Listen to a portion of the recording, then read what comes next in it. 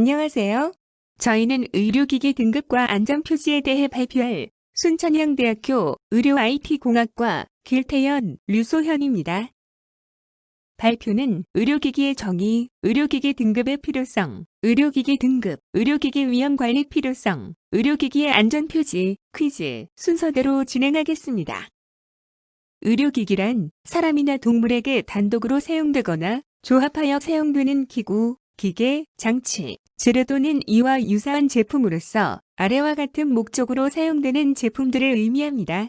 단, 약사법에 따른 의약품과 의약외품 및 장애인 복지법 제65조에 따른 장애인 보조기구 중 의자와 보조기는 제외합니다. 이러한 의료기기에는 등급이 존재하는데 다음 뉴스를 통해 의료기기 등급의 필요성에 대해 알아보겠습니다. 코로나19 사태 이후 자동으로 사람의 얼굴을 인식해서 체온을 측정해주는 기기가 관공서에 대거 설치됐습니다. 값도 비쌉니다. 그런데 YTN 취재진이 성능 확인을 해봤더니 측정기에 사진을 갖다 대도 사람 얼굴로 인식해서 체온을 재는 등 오류가 확인됐습니다. 더구나 허가도 받지 않은 불법 제품이어서 식약처가 해당 업체를 고발했습니다. 김우준 기자의 단독 보도입니다. 서울의 한 구청에 설치된 비대면 체온계.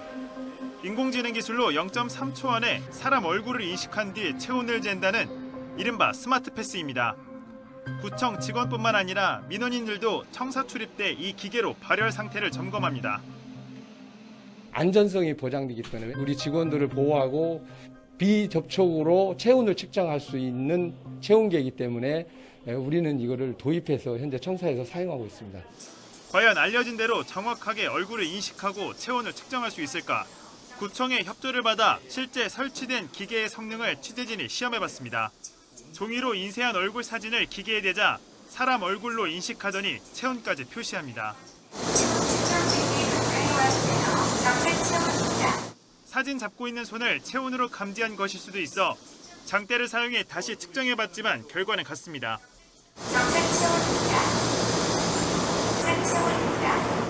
핵심인 체온 측정의 정확도 역시 미심쩍습니다. 뜨거운 음료를 잠시 이마에 대고 인위적으로 체온을 높인 다음에 정상적인 적외선 체온기로 이마를 쟀을 때는 38.3도가 나왔습니다. 하지만 동일한 지점을 기계로 쟀을 때는 36.3도가 나왔습니다.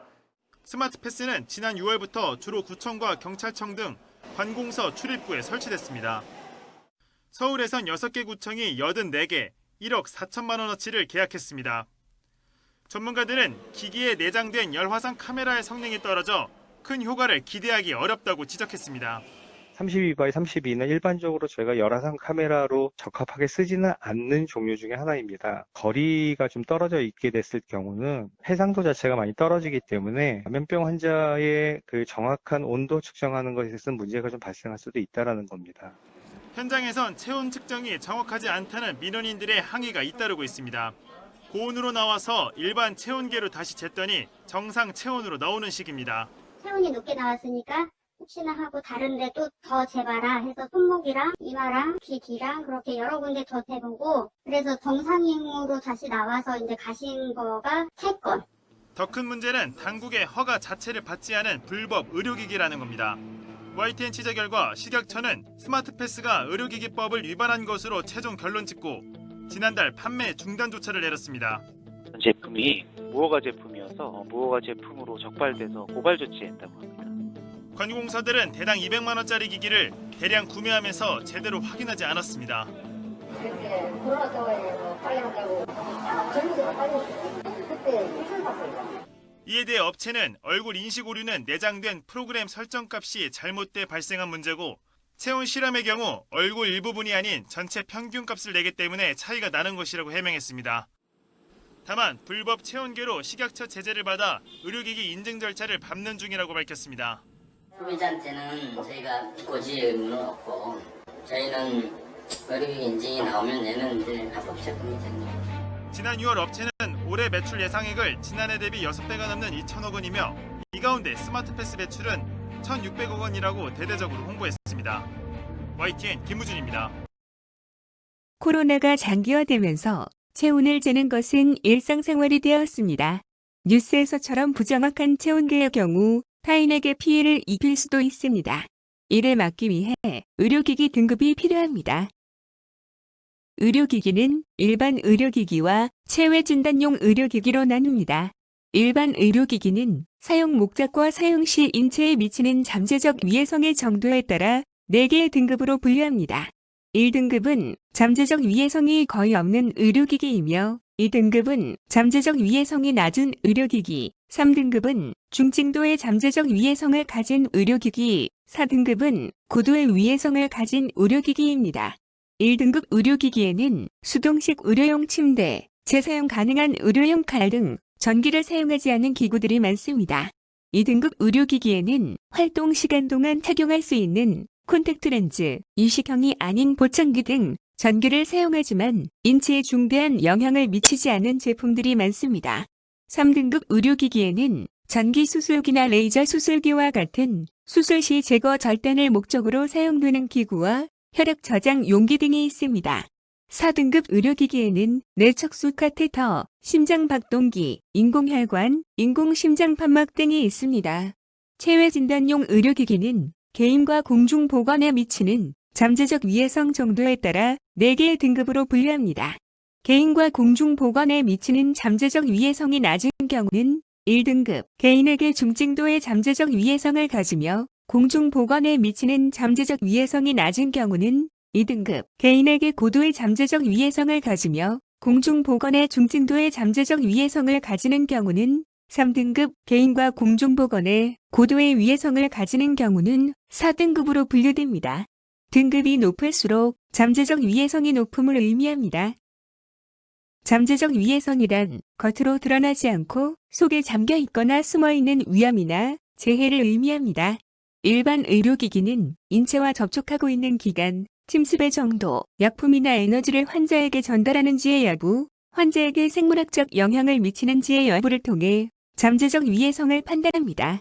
체외진단용 의료기기는 사용 목적과 사용 시 주의사항, 사용자가 전문가인지 일반인인지의 여부, 진단 정보를 단독으로 이용할 수 있는지, 다른 진단 정보와 결합하여 이용할 수 있는지의 여부, 진단 검사 결과가 개인이나 공중보건에게 미치는 영향력을 고려해 잠재적 위해성을 판단합니다. 의료기기의 위험관리란 의료기기의 설계, 생산, 유통, 사용 등 전 과정에서 위험 요소를 제거하거나 감소시켜 안전성을 확보하는 등의 지속적인 관리를 의미합니다.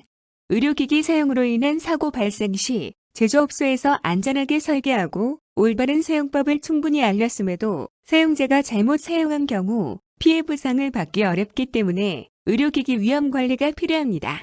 위험관리를 위해 의료기기 사용 시 제품 또는 사용자 설명서에 기재된 사용 목적으로만 사용해야 합니다. 또한 올바른 사용 방법을 위해 사용자 설명서를 숙지해야 하며 사용 전 안전 관련 라벨 및 표시사항을 확인하고 의료기기 상태를 점검해야 합니다. 내가 올바르게 사용하고 있는지 지속적으로 점검해야 하며 문제가 발생했을 경우 적극적으로 대처합니다. 마지막으로 의료기기 구매 시 의료기기의 GMP 마크를 확인합니다. 안전 라벨이란 제품의 잠재 위해성을 알리고 위해를 피하는 데 필요한 안전 주의사항이나 행동을 제품 혹은 포장 등에 표시하는 것입니다. 안전 라벨의 기본 형태 및 일반적인 의미는 아래의 표와 동일합니다. 첫 번째는 금지, 두 번째는 지시, 세 번째는 경고와 주의를 의미합니다. 의료기기 중 MRI 기기에 표시되어 있는 안전 표지를 알아보겠습니다. 첫 번째와 두 번째는 경고기호로 강한 저기장과 비전리 방사선의 경고 위험으로 의미합니다. 나머지 세 가지는 금지기호로 심박 조절기를 달고 있는 환자에게 접근 금지, 금속 임플란트를 한 환자에게 접근 금지, 금속 물질이나 시계 반입 금지를 의미합니다.